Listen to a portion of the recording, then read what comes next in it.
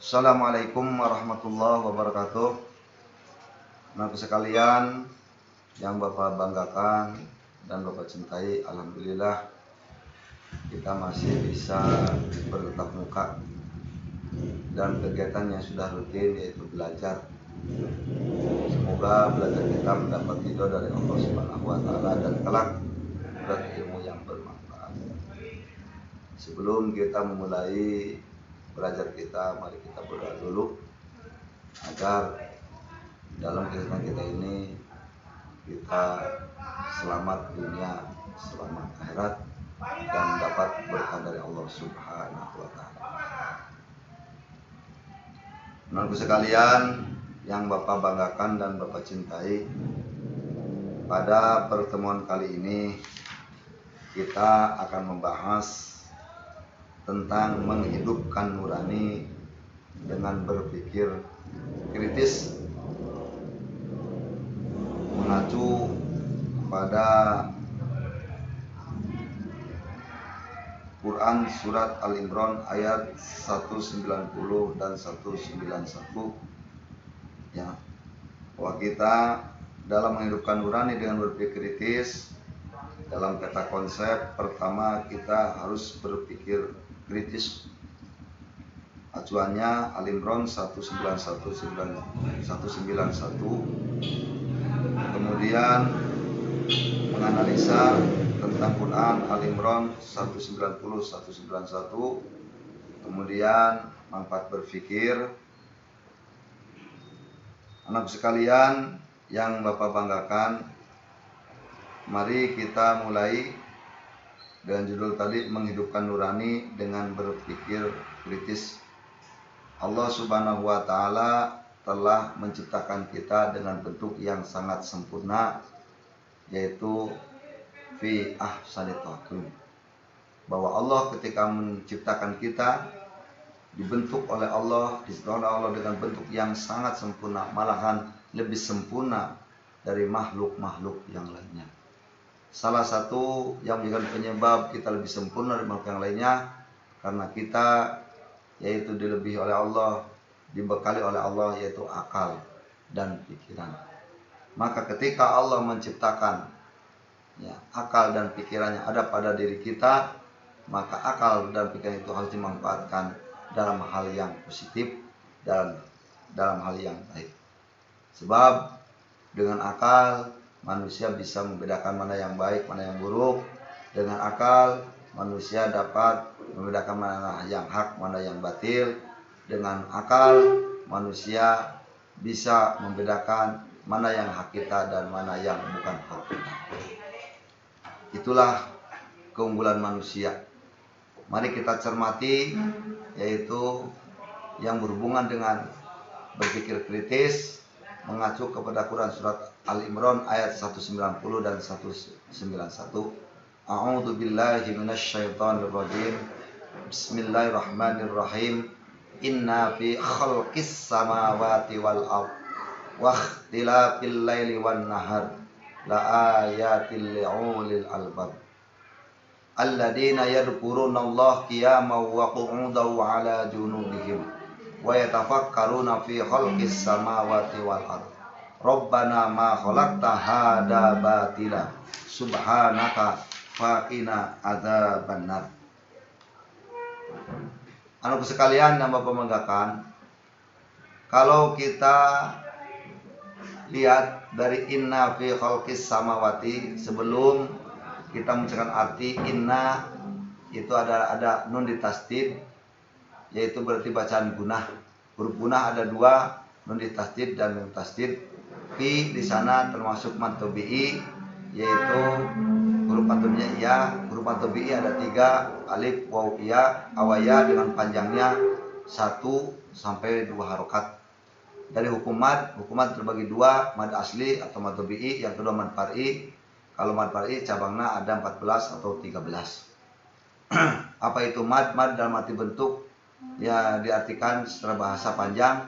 Kalau mad secara istilah ilmu tajwid, memanjangkan suatu huruf apabila bertemu dengan huruf mad maka dibaca panjang. Khalqis samawati wal ard, yaitu khalqis itu alif lam samsiah, Alif al lam itu al itu hukum al itu terbagi dua, ada al samsiah dan al qamariyah. Al samsiah hurufnya ada 14, al qamariyah pun ada 14. Perbedaan antara al samsiah dan qamariyah, al samsiah tasydid, al qamariyah itu sukun. Itu kalau tinjauan dari ilmu tajwid. Mari kita cermati yaitu tentang terjemahnya. Inna fi khalqis samawati wal ard, sesungguhnya Allah telah menciptakan langit, wal ardi dan bumi. Wahtilafil laili wan nahar, dan terjadilah pergantian al-laili malam, wan nahar dan siang. La ayatin, itu merupakan terdapat tanda-tanda kebesaran Allah, keagungan Allah bagi siapa? Li'ulil albab, bagi orang yang punya akal. Anakku sekalian yang Bapak banggakan, inna fi khalqis samawati, ketika Allah telah menciptakan langit, wal ardi dan bumi. Jadi Allah itu sudah menciptakan langit. Kenapa? Di mana sudah? Sebab khalaq itu ada fi'il madi. Al fi'lul madi wa zamanul madi. Fi'il madi itu pekerjaan yang bukan kepada masa lampau. Karena Allah sudah menciptakan dahulu. Apa yang dikatakannya? As-samawati, langit, wal ardi dan bumi. Itu merupakan pembuktian bahwa Allah itu ada. Sebab tidak mungkin adanya langit dan bumi kalau Allah itu tidak ada. Dengan adanya Allah berarti adanya langit dan bumi. Itu merupakan wujudnya Allah. Nah, ketika Allah telah menciptakan langit dan bumi, buat siapa? Buat kebutuhan manusia. Kenapa buat kebutuhan manusia? Ketika Allah menciptakan langit, dari langitlah keluar matahari. Yang semua makhluk yang ada di permukaan ini butuh sinar matahari. Tidak terbayang oleh kita kalau di permukaan bumi tidak ada matahari, bagaimana kehidupan masyarakat, bagaimana kehidupan tumbuhan. Wal ardi, dan ketika Allah menciptakan bumi, di bumi ada hamparan daratan dan lautan. Buat siapa itu ada daratan dan lautan? Ada kebun, ladang, sawah, buat kebutuhan manusia. Agar manusia bisa memanfaatkan yang ada di permukaan bumi, agar manusia tidak menjadi manusia yang miskin. Maka ketika Allah sudah menciptakan langit dan bumi, maka bagaimana caranya untuk bisa memanfaatkan? Maka perlu adanya pemikiran.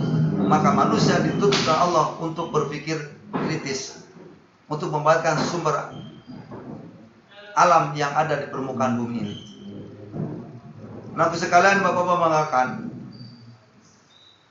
berapa hari ketika Allah menciptakan langit, berapa hari ketika Allah menciptakan bumi. Dalam satu ayat, pisitati ayam. Maksud pisitati ayam itu ketika Allah menciptakan itu dan bumi itu 6 masa, 6 hari, 6 waktu. Masih mutasyabihat, perlu penjelasan, perlu pemikiran kita bersama. Itu. Sebab ketika Allah menciptakan langit, ada berapa lapis langit di bumi? Ketika Allah menciptakan bumi, ada berapa lapis bumi? Kalau tinjauan dari ilmu geologi, dari ilmu tentang pendekatan ilmu pendidikan sosial, dari ilmu biologinya, itu. Wahtilafil laili wan nahar, dan ketika Allah menciptakan langit dan bumi, kemudian terjadilah malam dan siang. Ketika terjadinya pergantian malam dan siang, ketika di malam hari ada cahaya bulan, ketika di siang ada cahaya matahari. Matahari berputar terus melilingi alam dunia. Terjadilah pergantian malam, matahari surup, digantilah dengan bulan. Itulah indahnya. La ayatin, itu salah satu pembuktian dengan adanya kebesaran Allah, keagungan Allah, keajiban Allah. Liulil albab, itu pun bagi orang yang punya akal, yang berpikir. Oleh sebab itu, sambungan ayat tersebut, alladzina yadhkurunallaha qiyaman wa qu'udan wa 'ala junubihim. Alladzina, orang-orang yadhkuruna, yang selalu mengingat yang selalu eling. Kepada siapa? Allah, kepada Allah. Qiyaman, dikala berdiri. Wa qu'udan, dikala duduk. Wa ala junubim, dan ketika berbaring. Artinya dengan pembuktian Allah yang Maha Kuasa. Allah menciptakan langit dan bumi. Adanya pergantian malam dan siang. Itu merupakan penunjukan keajibannya Allah. Maka dituntut kita untuk selalu mengingat Allah, untuk selalu eling, untuk selalu berzikir kepada Allah, kapanpun, dimanapun. Ketika kita berdiri, duduk, dan berbaring pun. Wa tafakkaruna fil khalqis samawati, dan kita dituntut Allah untuk selalu berpikir, untuk menggunakan akal kita. Ketika Allah telah menciptakan langit dan bumi. Subhana fakina adzabannar. Maha benar Allah, fakina adzabannar. Ya Tuhan kami, tidaklah Engkau ciptakan semua itu dengan sia-sia. Maksud Engkau, lindungilah kami dari siksa api neraka.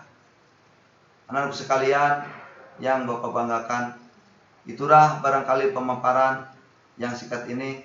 Semoga kalian bisa lebih menganalisa, bisa lebih berpikir kritis dengan pembekalan akal pikiran, dengan tinjauan Quran surat Al-Imran ayat 190 dan 191.